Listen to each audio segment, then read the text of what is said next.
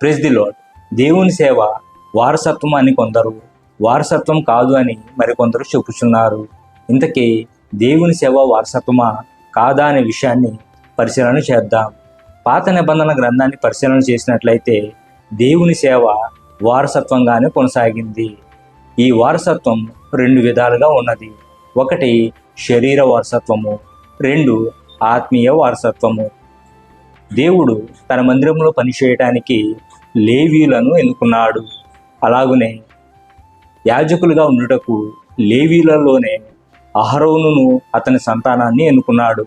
ఈ సేవ వంశపారపర్యంగా శరీర వారసత్వంగా కొనసాగింది. మోషే తరువాత ఇశ్రాయేలీయులకు నాయకత్వాన్ని వహించడానికి మోషే కుమారులలో ఒకరిని దేవుడు ఎన్నుకోలేదు. నూను కుమారుడైన యెహోషువను దేవుడు ఎన్నుకున్నాడు.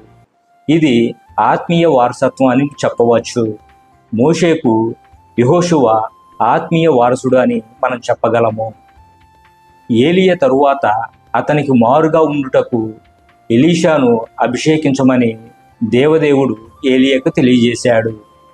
ఎలీషా ఏలియా యొక్క ఆత్మీయ కుమారుడు. ఈ విధమైనటువంటి ఆత్మీయ వారసత్వం కూడా కొనసాగింది. క్రొత్త నిబంధన గ్రంథాన్ని పరిశీలన చేసినట్లయితే శరీర వారసత్వం అనేది ఎక్కడా మనకు కనిపించదు. కానీ నేటి దినాలలో అనేక మంది దైవజనులు తమ శరీర కుమారులను కుమార్తెలను దైవజనులుగా ప్రతిష్ఠించుకుంటున్నారు. వారు శరీర వారసత్వాన్ని ప్రోత్సహిస్తున్నారు. దాన్ని నేను ఎంత మాత్రము తప్పుపట్టడం లేదు. కానీ మరి ఆత్మీయ కుమారుల సంగతి ఏమిటి? సంఘములో ఎవరినైనా దేవుడు ఎన్నుకున్నట్లయితే అట్టి వారిని ఆ సంఘ కాపరి ప్రోత్సహిస్తూ వారికి సంఘ బాధ్యతలను అప్పగిస్తున్నాడా?